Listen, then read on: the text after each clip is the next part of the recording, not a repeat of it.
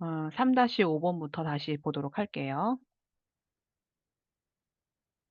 여러분들 실습한 거 보여준 거는 다 너무 잘 됐고요. 어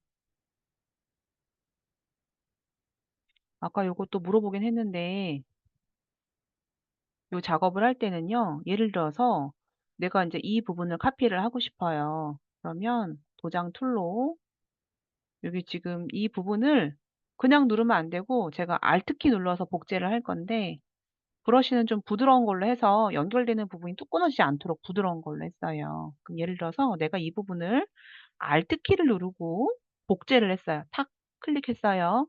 그러면 내가 지금 클릭할 때 옆에 지금 플러스 보이죠? 플러스. 그 플러스 있는 곳이 기준이 돼 갖고 복제가 되는 거거든요. 근데 내가 만약에 또 찍었어 옆에를. 또 Alt 키 또. 그럼 내가 찍어지는 부분이 또 그 플러스 되는 부분을 기준으로 하기 때문에 이게 엉킬 수가 있어요. 예. 그래서 항상 내가 찍은 부분을 기준으로 해서 익혀진다. Alt 키 누르고 클릭해서 보면은 지금 옆에 플러스 보이죠? 그 플러스가 기준이 되기 때문에 음 내가 새로 찍어 주고 싶으면 또 찍는 거예요. '난 이거 지워 주고 싶어요.' 그럼 Alt 키 눌러 가지고 얘를 눌러 주면은 근데 항상 플러스 기준이기 때문에 내가 이거 지워 주고 싶으면 수시로 Alt 키 눌러 가지고 지워 줘야 되겠죠. 수시로 Alt 키 눌러서 지워 주고 Alt 키 눌러서 지워 주고. 요 밑에 있는 플러스가 기준이에요. Alt 키 누르고 지워서 음 뭐 그런 식으로 해 주면 될 것 같아요.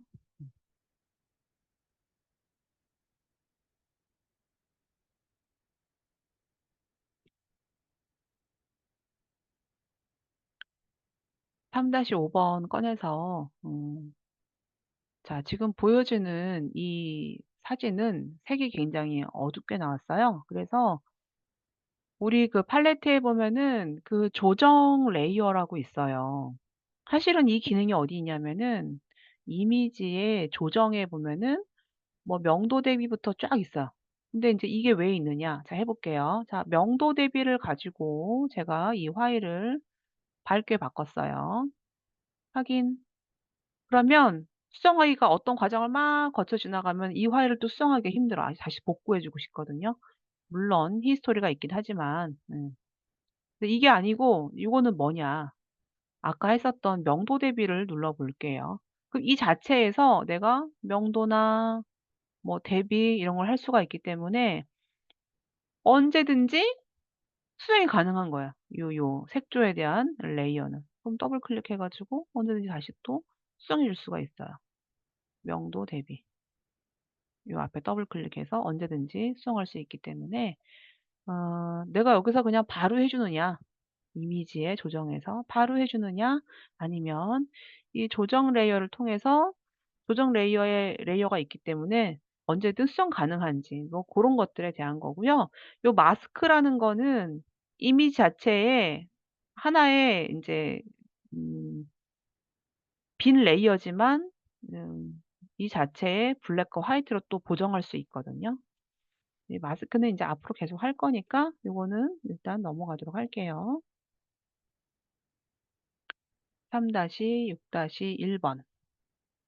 자 여기에 이렇게 레이어가 있어요.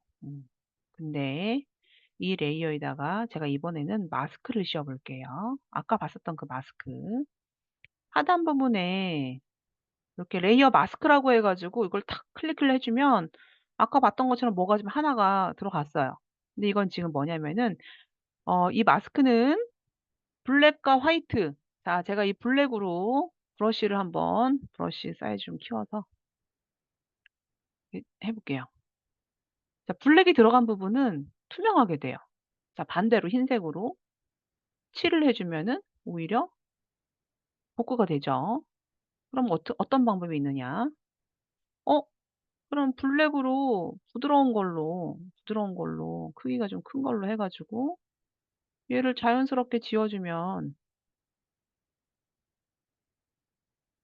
이런 느낌이 들겠네요. 그럼 언제든지 나는 이 부분 다시 복구해 주고 싶다. 그럼 흰색으로 칠을 해 주면 되는 거예요. '난 다시 복구해 줄 거다.' 음. 그래서 인제 요런 게 이 레이어 마스크고요. 언제든지 이 부분은 다시 블랙으로 색을 칠해 주면은 늘 복구가 되기 때문에 여러분들이 지우개로 아까 그 바나나 지운 것처럼 하는 건 다시 또 복구하려면 복구가 힘들지만 레이어 마스크를 통해서 해 주는 거는 언제든지 이 마스크가 있기 때문에 흰색과 검정으로 다시 언제든지 복구를 할 수가 있는 장점이 있어요. 음. 지금 다 검은색으로 칠해 버리면 얘가 불투명하게 되겠죠, 있으나 없으나 없는 것처럼. 그래서 인제 요것도 마스크도 인제 앞으로 계속 할 거거든요. 여기다가 칠을 다시 흰색으로 해 주면은 살아나게 되겠죠. 네. 요거 넘어갈게요. 뭐 어렵지 않으니까. 요거는 실습을 해 보도록 할게요. 이제 클리핑 마스크라고 해 가지고 글자 안에 이미지가 들어가고 또 이미지 안에 어떤 이미지가 들어가고 뭐 인제 고런 마스크인데요. 일단 이 레이어 복제 한번 해 볼게요. 컨트롤 J 눌러서 아이고 컨트롤 J 눌러서 컨트롤 U 눌러서 레이어의 컬러를 바꿔 보고 자 여기다가 제가 글자를 한번 넣어 볼게요. 글자는 주의할 점. 자 잠깐 글자 레이어 삭제해 볼게요. 글자를 쓸 때는 절대 이 드래그하지 마세요. 글자 쓸 때 드래그를 해 버리면은 이 글자가 커졌을 때 밖으로 못 나가요. 그래서 주의할 점은 절대 글자 작업할 때 글자를 드래그하지 말고 글자는요 내가 지금 글자 크기를 크게 할 거 영문으로 할 건데요. 글자 쓸 때는 영어는 꼭 영문으로 한글은 한글 폰트로 제가 되게 두껍게 할 건데 되게 두꺼운 폰트 중에 하나가 여기 보면 미리 보면 알겠지만 임팩트라는 폰트가 있어요. 임팩트라는 폰트는 글자가 되게 두꺼워요. 그래서 클릭 해 줘 여러분 이름 좀 적어 줄래요? 여러분 이름을 저는 은정이라 적어 볼게요. 글자의 크기를 되게 크게 할 거라서 한 200? 너무 큰가? 150? 150 으로 한번 해 볼게요. 글자의 크기는 드래그해서 글자 크기 설정할 수도 있는 거고요. 선택 툴로 눌러 주면은 글자가 밖으로 나가고 인제 글자의 위치를 이렇게 잡아 줄 수 있어요. 자 클리핑 마스크는 일단 레이어가 2개 이상 있어야 되는데 이 레이어를 내가 밑으로 내려 볼게요. 요렇게 내려서 자 요 사이에 요 사이에다가 오른쪽 버튼 클릭하면 뭐가 나오냐면은 클리핑 마스크 만들기가 있어요. 음. 자 눌러 볼게요. 자 그랬더니 글자 안으로 위에 있는 레이어가 들어갔어요. 위에 있는 레이어가 이렇게 들어갔어요. 자 그래서 나는 이 레이어가 좀 티가 안 나서 글자 레이어에다가 테두리를 넣어 볼 건데 스트로크라고 해 갖고 선 효과 넣어 주는 게 있거든요.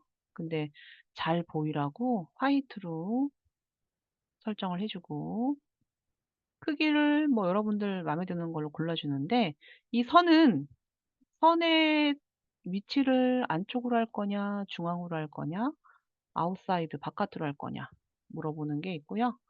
그리고 나는 그림자 넣겠다. 그림자. 그러면 그림자가 뭐 크기 이런 식으로 해서 그림자를 구분지게 할 수 있어요. '나는 안쪽도 넣어 주겠다.' 그러면은 안쪽 그림자, 내부 그림자를 넣어서 뭐 이런 또 느낌을 내줄 수가 있어요. 그래서 요거는 여러분들이 한번 꼭 해 보도록 하세요. 자 나는 이 레이어를요 꺼내 주고 싶다. 이 클리핑 마스크 말고. 그럴 때는 다시 요 경계, 요 레이어와 레이어 사이 경계에 오른쪽 버튼 클릭해 주면은 클리핑 마스크를 해제할 수도 있어요.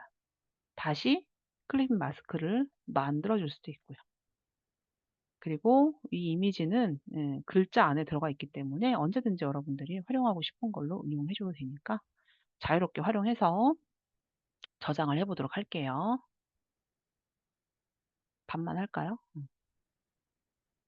파일에서 다른 이름 저장. 여러분들은 PSD 파일 저장해서 저한테 보여주면 될 것 같고요. 쉬스 폴더에 오늘 많이 했어요. 5-4번 저장해서. 자, 다음 주에는 자, 요 파일 그리고 쉬스 폴더에 있는 항아리 그리고 중요한 게 여기 바나나 꽃까지 한번 해 볼까요? 자, 이렇게 해서 저한테 이 파일 보여주면 될 것 같고요. 오늘 제가 확인 못한 우리 학생 김성준 학생하고 그다음에 황성호 학생 먼저 제가 호명할 테니까 다음 주에 나한테 보여주면 되고요. 궁금한 것도 저한테 물어보면 될 것 같아요. 음. 자, 그렇게 해서 여러분들 진행 잘 해주고 여러분들 확인 못한 과제들은 어차피 시험 때 다 합쳐서 제출하라고 할 거거든요. 예, 그래서 고거 확인이 안 되면 또 정보 인증이 이수가 안 되니까 불이 생기지 않도록 여러분들이 항상 준비를 잘 해 주면 될 것 같아요. 음. 자, 일단 녹화된 거는 중지하고요. 혹시 질문 있어요?